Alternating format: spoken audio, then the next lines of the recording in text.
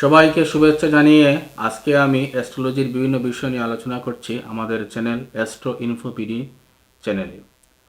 তো আপনারা জানেন জ্যোতিষশাস্ত্রের গুরুত্বপূর্ণ একটা গ্রহ হচ্ছে শনি গ্রহ। একে ইংরেজিতে স্যাটার্ন প্ল্যানেট হিসেবে বিবেচিত করা হয়ে থাকে এবং কালচক্র বা জ্যোতিষ যে জন্ম চার্ট বা বার্থ চার্ট আছে সেটার দুইটা রাশির অধিপতি হচ্ছে শনি, সেটা হচ্ছে মকর রাশি এবং কুম্ভ রাশি।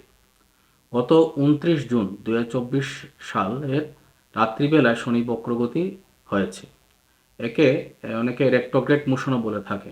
তো এর প্রভাবে 12 রাশির জাতক জাতিকার মধ্যে বিভিন্ন ধরনের শুভ এবং অশুভ প্রভাব পড়তে চলেছে। তো কোন কোন রাশির মধ্যে শুভ প্রভাব পড়বে এবং কোন কোন রাশির মধ্যে অশুভ প্রভাব পড়বে সেই বিষয় নিয়ে আমি আলোচনা করব। আপনারা জানেন শনিকে অ্যাস্ট্রোলজিতে কর্মকারক গ্রহ বলা হয়ে থাকে, কারণ আমাদের জীবনে কর্মের শুভ ফল এবং অশুভ ফল শনি দিয়ে থাকেন। শনি যখন রেট্রোগ্রেড মোশনে থাকেন বা বক্র অবস্থায় থাকেন, তখন পূর্বের যে আমরা শুভ কাজ বা অশুভ কাজ বা ভালো কাজ মন্দ কাজ যাই করি থাকি না কেন, বক্র সময়ে শনি সেই ফল দিয়ে থাকেন। এখন দেখা যাচ্ছে শনির অশুভ প্রভাবের কারণে কারো ব্যবসার অবনতি, কারো অর্থনৈতিক লস, আবার কারো বা অর্থনৈতিক সফলতা পাচ্ছেন, ব্যবসায় উন্নতি পাচ্ছেন, কারো বা দাম্পত্য জীবনে অশান্তি চলে আসতেছে, কারো বা আবার শুভ প্রণয়ের দিকে এগুচ্ছে, কারো সাথে সম্পর্ক নষ্ট হয়ে যাচ্ছে, কারোর সাথে নতুন সম্পর্ক তৈরি হচ্ছে। এইভাবে শনি বিভিন্ন রকমের ফল দিয়ে যাচ্ছেন। যারা বিশেষ করে মেষ রাশির জাতক জাতিকা বা মেষ লগ্নে জাতক জাতিকা, বৃষ বা বৃষ লগ্নে জাতক জাতিকা এবং তুলা রাশি বা তুলা লগ্নে জাতক জাতিকা, মকর রাশি বা মকর লগ্নে জাতক জাতিকা এবং মীন রাশি বা মীন লগ্নে জাতক জাতিকার মধ্যে অশুভ লাভ, অশুভ প্রভাব পরিলক্ষিত হচ্ছে।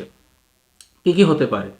আপনাদের মধ্যে দেখা যাবে যারা ছাত্রছাত্রী আছেন তারা সাধারণত পড়াশোনায় বাধাবিঘ্ন তৈরি হওয়া, যারা শুভ কাজে অগ্রসর হতে চাচ্ছেন যেমন বিয়ে বা নতুন সম্পর্ক স্থাপনে আগ্রহী, তাদের মধ্যে বিভিন্ন প্রতিবন্ধকতা, বা যারা বিভিন্ন ধরনের ইনভেস্টমেন্ট বা বিনিয়োগ করেছেন সেই বিনিয়োগ থেকে লস হওয়া, এই ধরনের প্রভাবে এইসব রাশি জাতক জাতিকেরা পড়তে পারেন।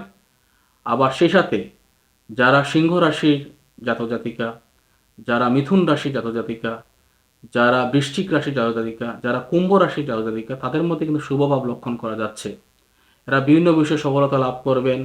যাদের বিভিন্ন বিষয়ে জটিলতা ছিল তার জটিলতার অবসান হবে। যারা ব্যবসায়িক লসের মধ্যে ছিলেন তারাও কিন্তু ব্যবসায়িক লাভের দিকে অগ্রসর হবেন। যারা বিদেশ যাত্রায় বাধাবিঘ্নের মধ্যে ছিলেন বা উচ্চশিক্ষায় বাধাবিঘ্ন চলছিল, দেখা যাচ্ছে বিদেশে বিভিন্ন ইউনিভার্সিটি যে আপনারা সুযোগ পাচ্ছেন কিন্তু কোনো না কোনো কারণে আপনারা ঝামেলায় পড়ে যাচ্ছেন, তারা কিন্তু বিশেষ সুফল পাবেন। তাছাড়া যারা নতুন সংসার বা নতুন পরিণয়ের দিকে এগোতে যাচ্ছেন তার জন্য কিন্তু ভালো সময়। তো শনিকে ভালো করার প্রধান পথ হচ্ছে, শনি যদি আপনি রুলস রেগুলেশন মেনটেন করেন শনি কিন্তু ভালো হয়ে যায়। যেমন আমরা দৈনন্দিন জীবনে যে কাজগুলা যদি সঠিকভাবে সম্পাদন করতে পারি তাহলে অনেকটাই কিন্তু শনি শুভ দিকে যায়। মানে ডিসিপ্লিন ভাবে চলা, যেমন আপনি সকালে ঘুম থেকে উঠে আপনার যে ব্যক্তিগত যে কাজগুলো আছে সময় মতো সম্পাদন করা, আপনার যে যে কাজে আপনি যুক্ত থাকুন না কেন, যদি একজন স্টুডেন্ট হয় সে যদি ভালোভাবে তার পড়াশোনায় পরিশ্রম, ধৈর্য, মেধা নিয়ে পড়াশোনা করে, একটু পরিশ্রম বেশি হবে, সফলতা আসবে। যদি ওই জায়গায় কোনো মানে ফাঁক থাকে বা লিকেজ থাকে কিন্তু তাদের রেজাল্ট ভালো হবে না। যারা চাকরিতে আছেন, যারা ব্যবসায় আছেন, তারা যেন তাদের কমিটমেন্ট বজায় রাখেন, কাজের সততা বজায় রাখেন, তাহলে কিন্তু শনির শুভ ফল পাবেন। আশা করি আমার বক্তব্যটা আপনারা বুঝতে পেরেছেন। সবার সুন্দর এবং সফল জীবন কামনা করে আজকের মতো আমি বিদায় নিচ্ছি। ভালো থাকুন, সুস্থ থাকুন। ধন্যবাদ।